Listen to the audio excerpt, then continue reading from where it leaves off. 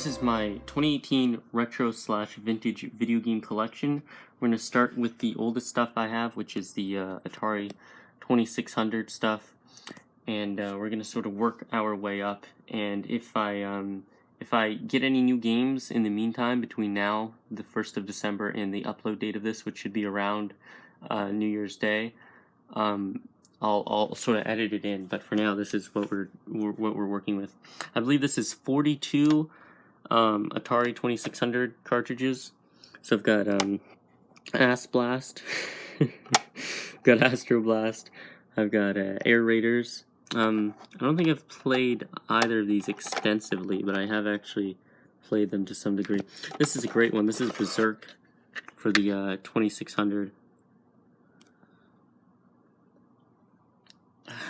The glare makes it hard to see. Look at the art. The art on these old Atari games are really good. From like 81 and forward. Much of the many of the original ones, like this, like really early ones, were just sort of text. So that's Combat. Everybody has Combat. Combat's actually a really good game if you've got a friend.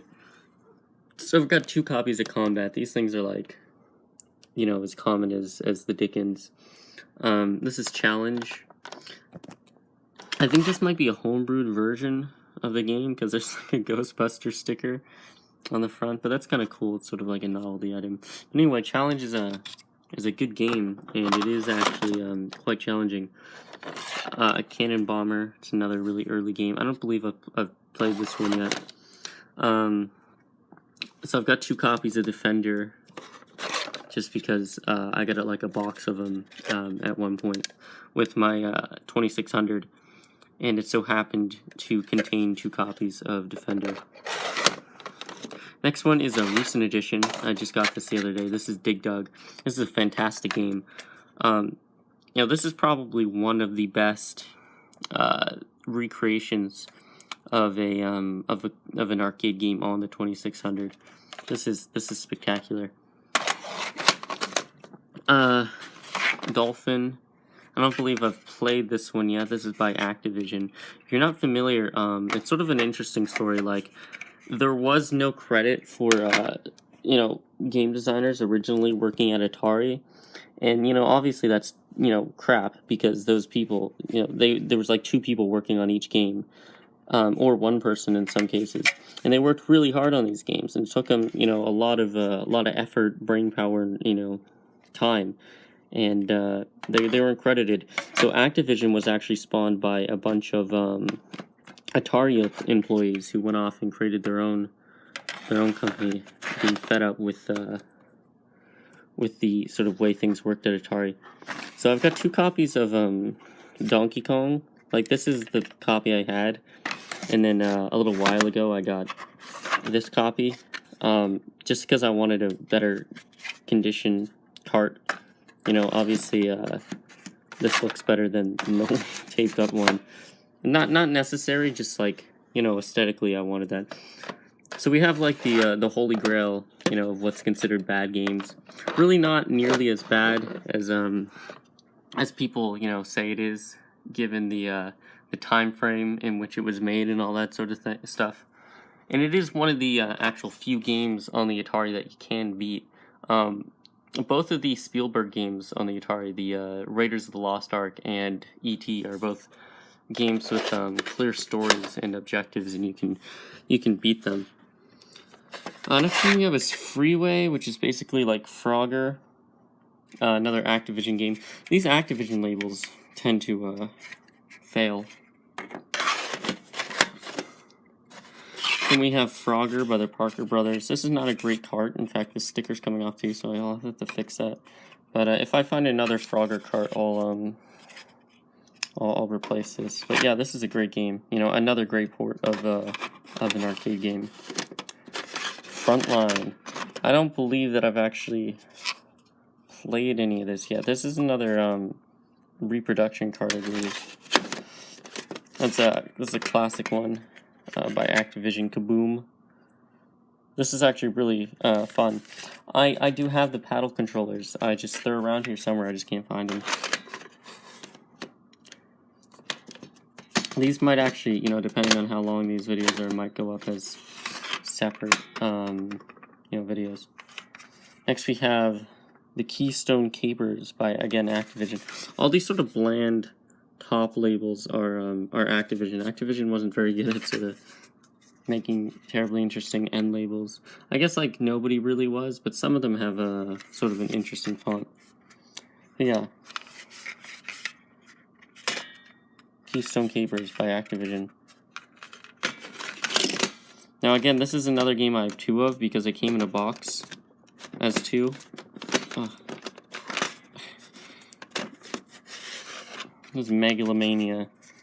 Now I've not, it looks sort of like a Star Trek-y game. Like that kind of looks vaguely like the Sanctuary or whatever it's called from Firefly, or like a little bit like the USS Enterprise and CC-1701 from the original series. But yeah, no, I have not actually played this game, but it's like a sort of space shooter. I'll have to throw that in at some point.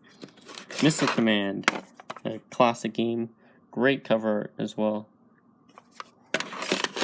Mousetrap. I don't think enough people appreciate Mousetrap. I don't think enough people talk about this. This is actually a really great game. It's sort of like actually, let's throw it on for a sec. It's sort of like a Pac-Man clone, but it's like really intricate and interesting in that like you'll see it looks just like Pac-Man, but you can stop at various points, like nobody's making you go anywhere, and you can save up these little power pellets. And so these things over here are the power pellets, and you can use them whenever you want by pressing the button. It'll turn you into a dog, and you can chase the cats. And because there's only one button on the Atari, I mean, I'm using a Genesis controller for it because it's just easier sometimes. But by holding down the button, you can change the gates. And I think that's, you know, a really cool mechanic. So you can sort of, you know, try to escape the cats by doing that, or you know, at various points escaping. You could trap, you can escape, you can sort of manipulate the that's my Iron Fist mask. You can sort of manipulate the landscape of the game. But yeah, I think that's a really cool game that just doesn't get very much credit. So that's by Coleco. Next we have Night Driver. This is another game I haven't played, but I'll get to that eventually. We have Ocean City Defender. I believe this is another reproduction with Pac-Man. Now I did a whole video on Pac-Man and why I think it deserves more credit than it gets. And you might be saying, like, what? Pac-Man? What? Pac-Man doesn't get credit? Pac-Man's an all-time classic. You would be right on the arcade version, but Pac-Man wasn't sort of received very well when it came out in '81. And so they only had 10 million Atari consoles sold at the time. They were so confident in the hype and the success of Pac-Man, they actually produced 12 million as opposed to 10 million of these Pac-Man units. So there were more Pac-Man units at that time than there were Atari units. And this is the best-selling game on the Atari 2600. But people were bringing it back to the department store by the dozens because, unfortunately, like, people weren't very much familiar with electronics and the capabilities of electronics, so they very unrealistically expected it to be a really, really, you know, comparable port to the arcade version. They expected it to be the same. Now, this was greatly improved in '82 with Miss Pac-Man. And Miss Pac-Man is a really classic game. It's awesome. It's my preferred Pac-Man game on the 2600. But I definitely think that the normal Pac-Man deserves more credit. But yeah, Miss Pac-Man. I've got like this sort of weird little metal thing on the back. That's cool. Don't know where it's from, but whoever owned it previously, I guess, had it. There's Plaque Attack by Activision. Haven't played that yet. There's Pressure Cooker. It's like a Burger Time type thing. It's a reproduction of Radar. I have played this, but I don't remember what it is. as the other Spielberg game.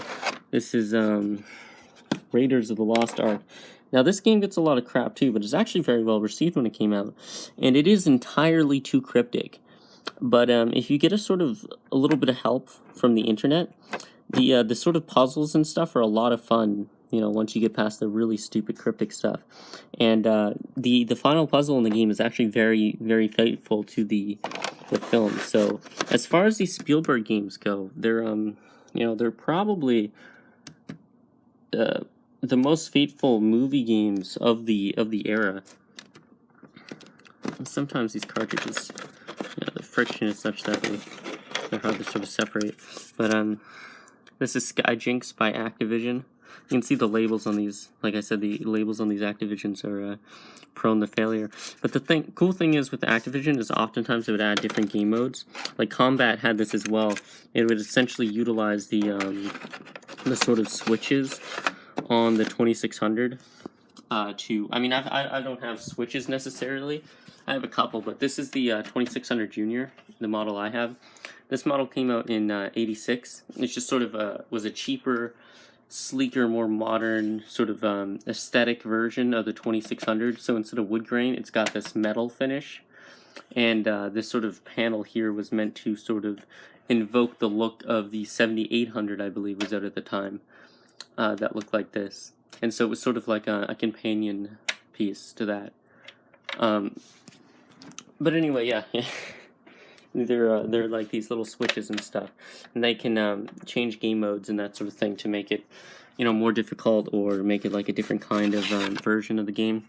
This is Sky Skippers. Haven't played that, but it's by the Parker Brothers, so it's probably pretty decent. Slot Racers. We get into the S games, of which there are a ton. Slot Racers, Space Invaders, an all-time classic.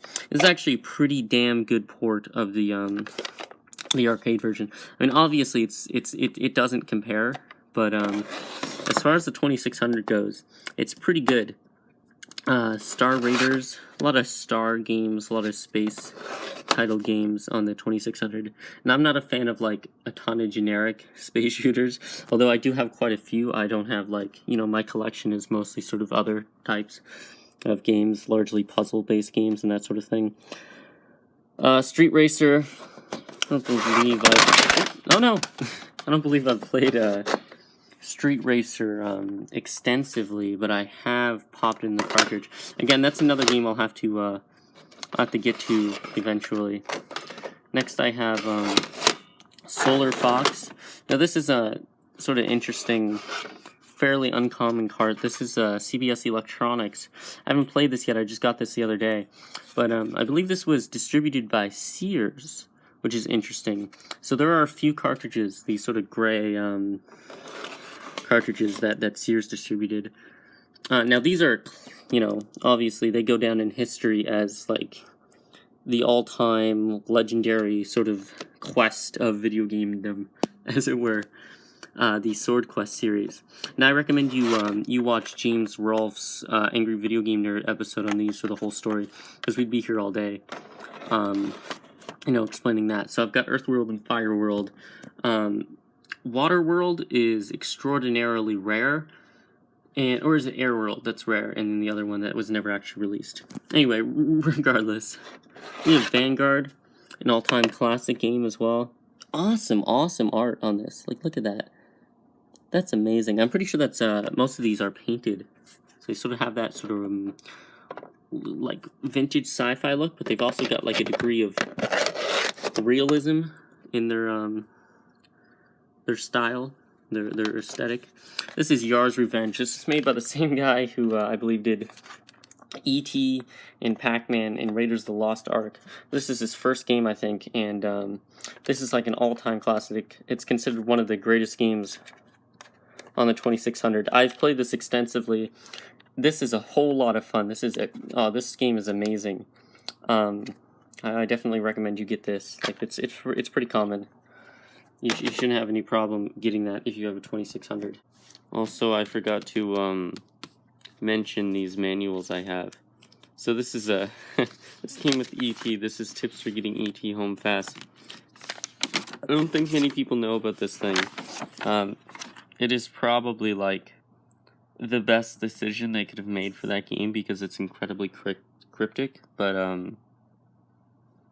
yeah, I don't think many people know about this because most people don't have like ET complete. They just have like the loose cart. This is Star Raiders, the manual. It's nothing too special here.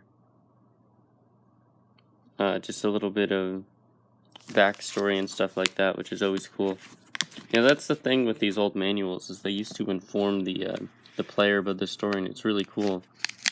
But you don't get that sort of stuff nowadays. Nowadays, most people don't even glance at the manuals for video games.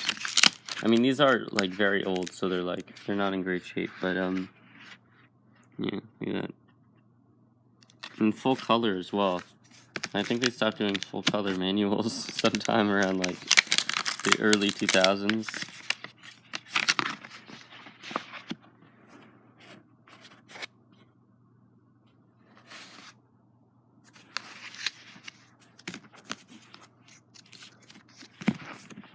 This is the manual for Donkey Kong. Little Jumpman Mario on the front.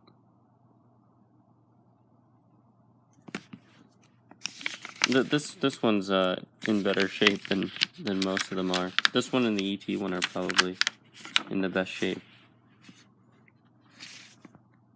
So in case you don't know how an Atari works, it shows you.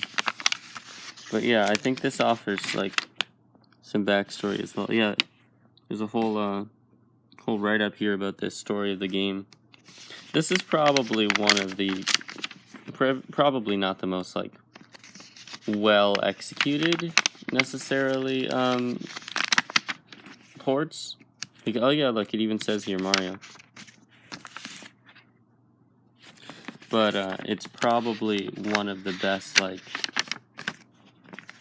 ports in that it only has 2 levels, unfortunately, unlike the arcade version.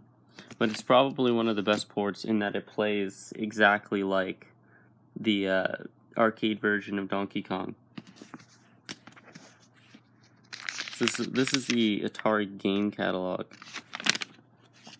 which is really cool. I think it's kind of like Nintendo Power, but for like early Atari. So there's artwork on each game, and there's a little write-up. It's really cool. Oh, Demons of Diamonds. This is a really weird one, but it's a lot of fun, really interesting. So basically, you get 2 players, and one player's along the bottom of the screen, and another player's along the top, and they have to sort of fight for points by shooting these demons and then sort of collecting the diamonds that spawn from them.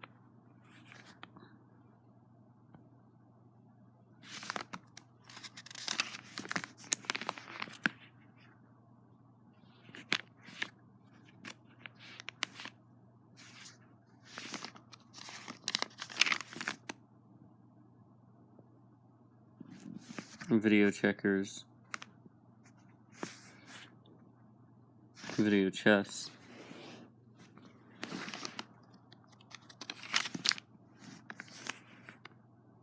The art in these books are really good as well. I mean, I skipped a page, a couple pages. I won't do that, but unfortunately the glare is sort of very apparent. Yeah, I never really understood like sports games myself. Like I get like more advanced ones, or ones that are more arcade-ish, like NBA Jam. Like I'm not against them. I don't really care. I sort of prefer things that you wouldn't otherwise be able to achieve in real life, like sort of fantasy or sci-fi adventures. Like this is cool too. This little shelving in it. I really like that. It's not very, I mean, there's a space for the manuals in the middle as well. It's not very big, though, unfortunately. I've got, like, a lot more, as you saw, Atari games than would fit in the shelf. I need several of these. This book is cool, though. But yeah, pro tip, Sega Genesis games just so happen to be the exact same size as like a cassette tape. And so if you've got like a shelving unit for cassettes, you can store Sega Genesis games in there. Like, look, they're the exact same size. It's a Neil Diamond. But yeah, I'm looking out for one of those, you know, because I don't have very many Sega games, but I will eventually, and so I'd like to have just like a rack, like a cassette rack on the wall, and just have it filled with Genesis games. But yeah, anyway, thanks for watching.